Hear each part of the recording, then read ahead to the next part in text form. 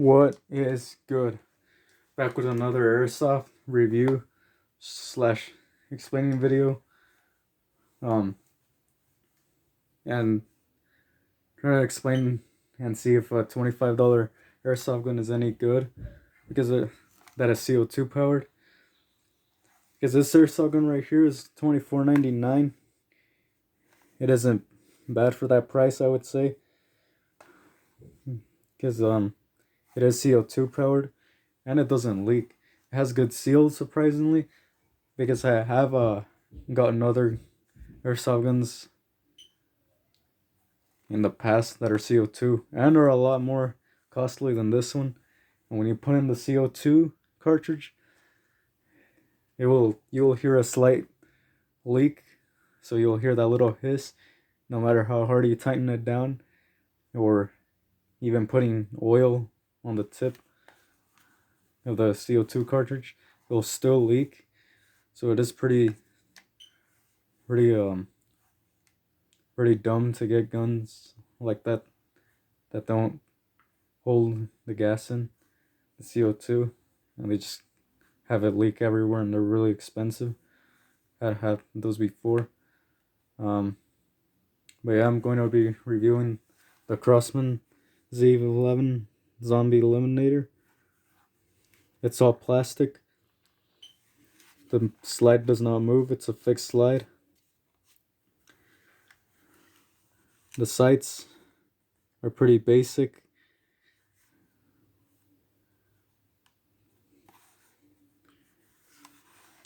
And the only metal parts on this airsoft gun are probably the screws and the trigger.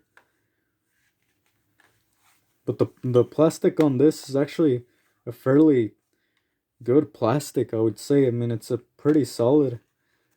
And even the orange tip that it comes with is a very solid, like, plastic. Like, I've this plastic, if I'm not even kidding, on this orange tip is probably better than the orange tips that come with the Glocks, which is actually pretty surprising coming from a gun that's only $24.99.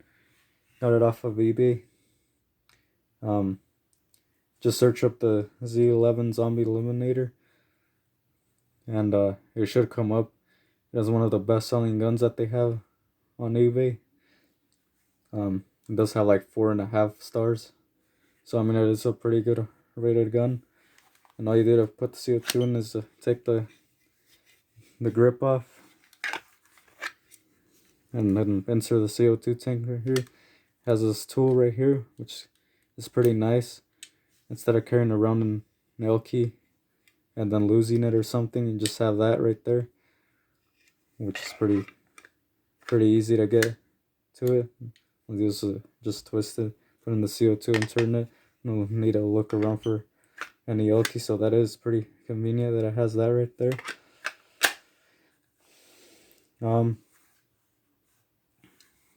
Has some warning labels right there. You know, read instruction manuals before using and stuff like that. Has a safety and fire switch right there.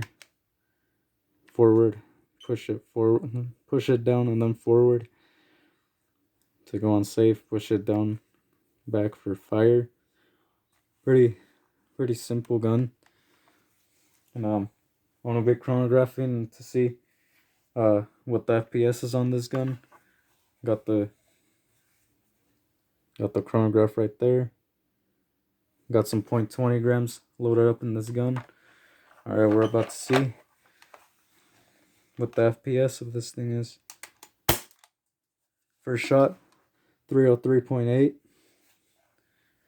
See right there, 303.8.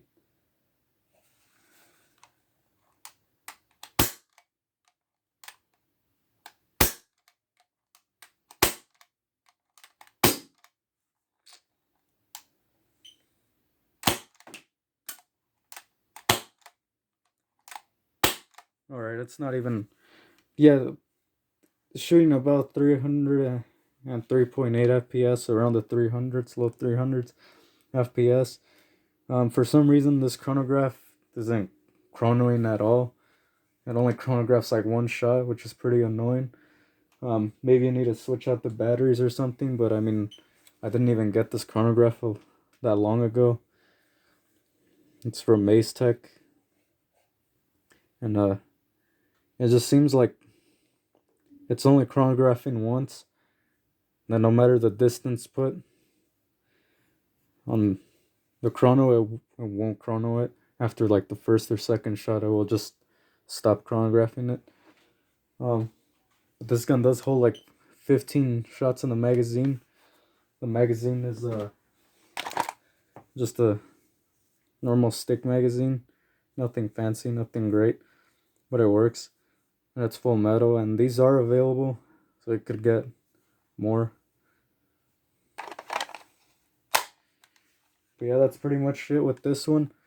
In the near future, I'll put updates and maybe make a video and see how long it will last, going through multiple CO2 tanks, rapid firing this thing, see if it will break.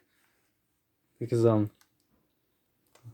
it is one of those cheap CO2 guns, and it is pretty nice performing. I did take it outside when I got it to test it out and see how well it shot, how far it would shooting, how accurate. And the accuracy isn't the greatest. The range is actually not that bad for a gun of this price. And being a CO2 gun, it's actually pretty good, because there is like spring guns that are about the price of this one.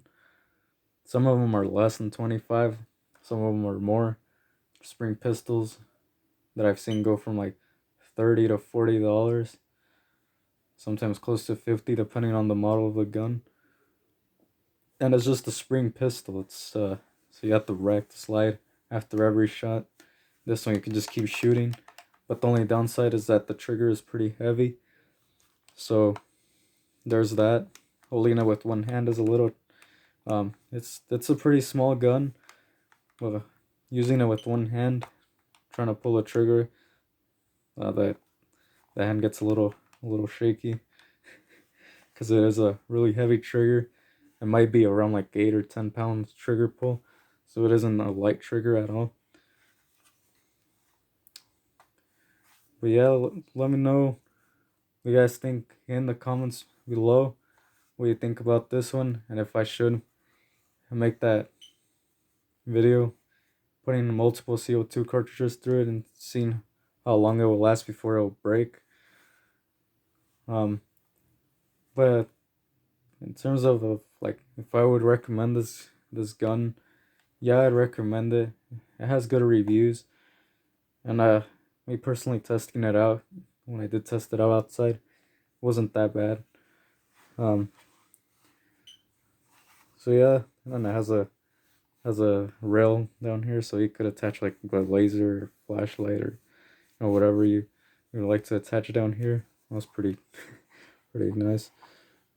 And maybe it doesn't even work, so I don't know. Probably does though. But yeah, that's pretty much it with this video. Let me know if you have any other video suggestions I should that you have. And yeah, thanks for watching, and like and subscribe.